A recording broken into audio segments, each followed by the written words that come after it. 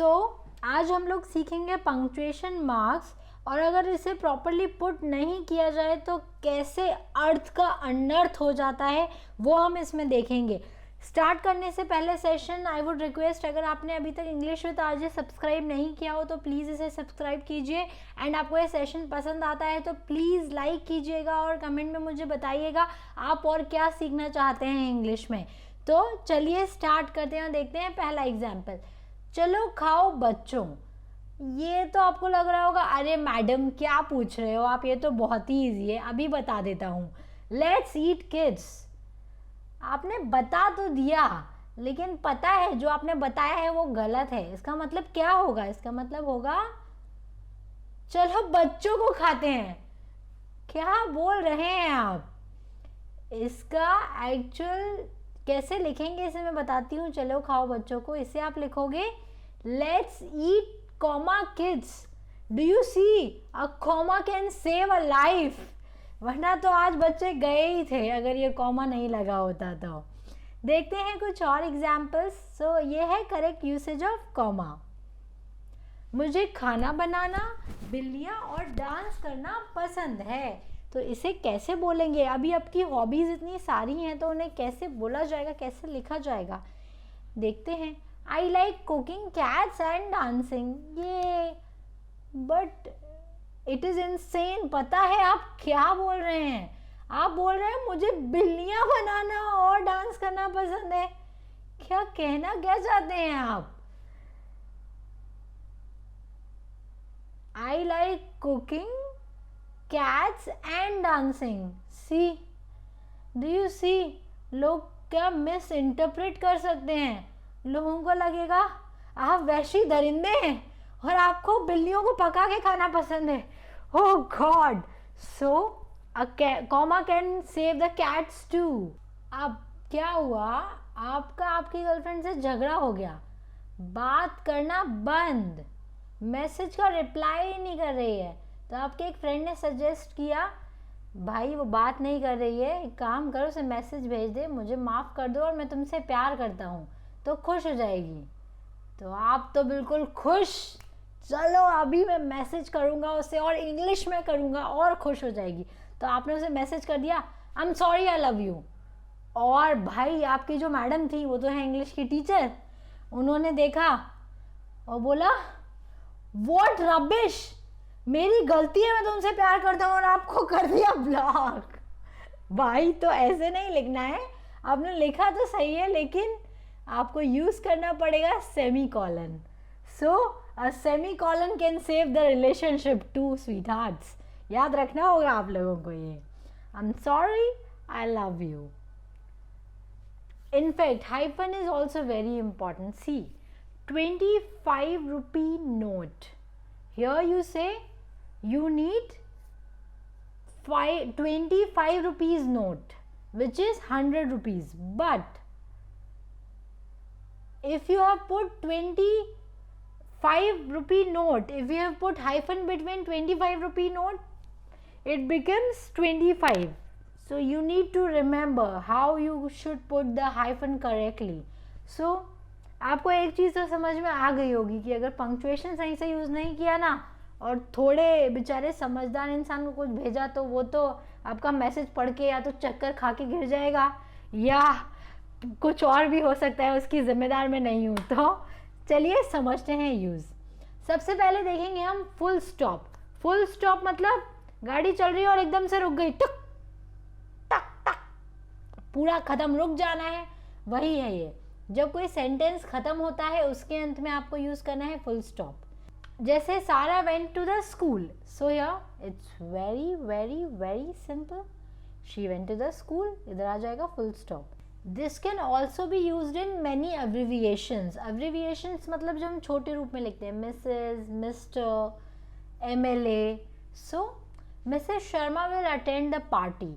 लेकिन अगर आप फुल स्टॉप नहीं भी यूज़ करेंगे तो ये करेक्ट है, क्योंकि मॉडर्न इंग्लिश में काफ़ी टाइम लोग फुल स्टॉप यूज़ करना पसंद नहीं करते हैं अब्रिविएशंस के बाद। तो आप ऐसा नहीं बोल सकते कि वो गलत है। इट जस्ट आपको पता होना चाहिए कि क्या ये सही है, क्या ये गलत है, क्या ये एक्सेप्टेबल है या बिल्कुल अनएक्सेप्टेबल है। अब दूसरा देखते हैं question mark. I think this is the easiest of all. जब भी आप कोई प्रश्न पूछते हैं तो उसके अंत में वो प्रश्न कंप्लीट नहीं होगा जब तक कि आप क्वेश्चन मार्क नहीं लगाएंगे। लाइक व्हाट्स योर नेम, तो इसके एंड में क्वेश्चन मार्क आ जाएगा। या हाउ आर यू, ये जो छोटे छोटे से सेंटेंस हैं बहुत ही कॉमनली यूज्ड जो आपने सुने होंगे, जिसमें जब भी प्रश्न पूछा जाए तो जो क्वेश्चन मार्क है वो लास्ट में आना चाहिए। अब हम देखते हैं कॉमा। कॉमा काफ़ी ज़्यादा इम्पॉर्टेंट पंक्चुएशन है और काफ़ी सारी जगह यूज़ होता है। आपने देखा ना, लेट्स ईट किड्स और लेट्स ईट कॉमा किड्स, कितना डिफरेंस क्रिएट कर दिया। तो ये एक जो शॉर्टेस्ट ऑफ पॉज होता है उसके लिए कॉमा का यूज़ किया जाता है। तो ये क्या करता है, ये जो सेंटेंस के एलिमेंट्स हैं वो सेपरेट करता है। जैसे हमने पढ़ा था, सिंपल सा एग्जांपल आप हमेशा याद रख सकते हैं, लेट्स ईट कॉमा किड्स या लेट्स ईट किड्स आपने लिख दिया तो क्या अनर्थ हो जाएगा, वो भी आपको समझ में आया होगा। After the play we went for dinner. So here you will see ये दो कंप्लीटली अलग नहीं है। ये कैसे हैं, आफ्टर द प्ले, प्ले के बाद comma we went for dinner.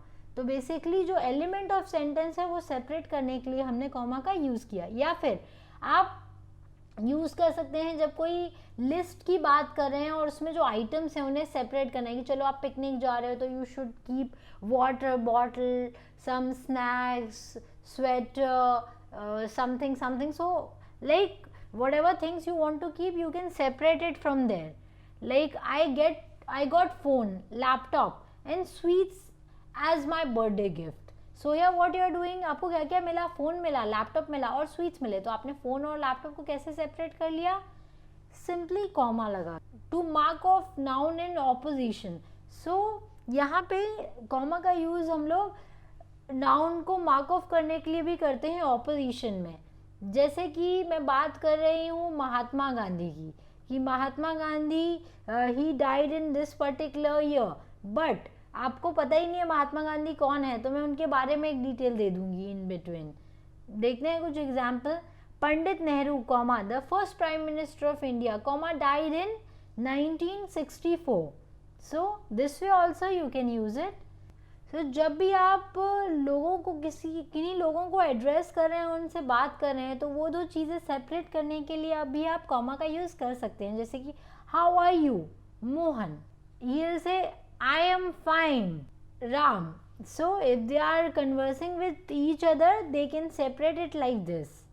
और whenever we are talking about a large number, जैसे हम हिंदी में लिखते हैं ना 1000, 10,000, तो हम कब कॉमा पुट करते हैं कि 1000 हमने लिखा तो हम लोग 1 के बाद कॉमा लगा के 000 लिखेंगे, या मैंने 10,000 लिखा तो उसमें 10 के बाद कॉमा लगा के 000 लिख देंगे। तो इस तरह से हम नंबर को भी सेपरेट कर सकते हैं। जैसे I will give you ₹1000 tomorrow. So here you can 1000 में you can bifurcate 1, 000.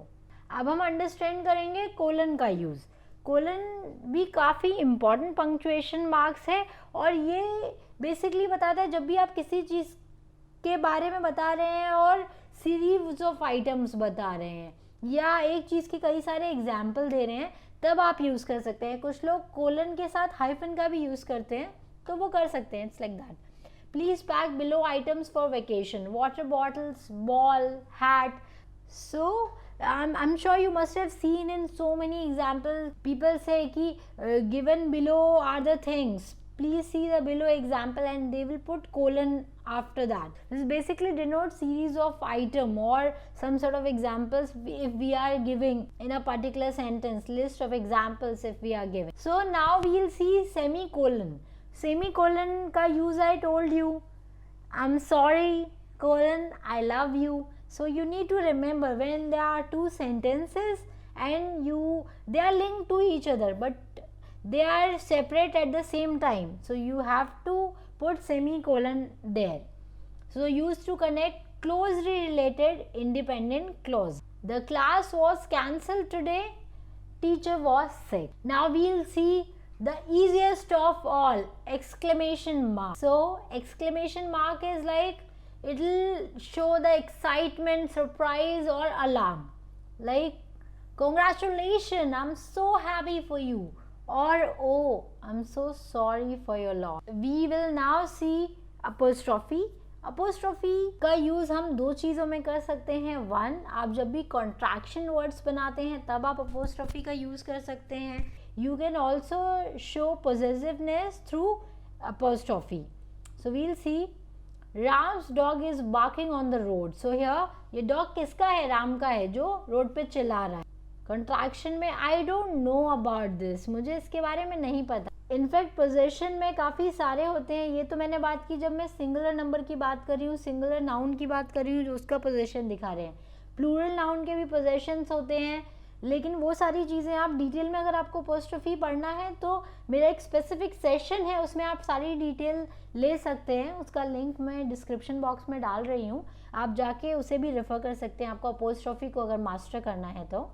So now we'll understand parenthesis. तो आपको एक चीज़ पैरेंथेसिस में याद रखनी है कि ये कपल है, ये एक दूसरे से इनका बहुत ही गहरा नाता है, तो इनको जब भी यूज़ करना है तो साथ में ही यूज़ करना है, अलग अलग यूज़ नहीं कर सकते।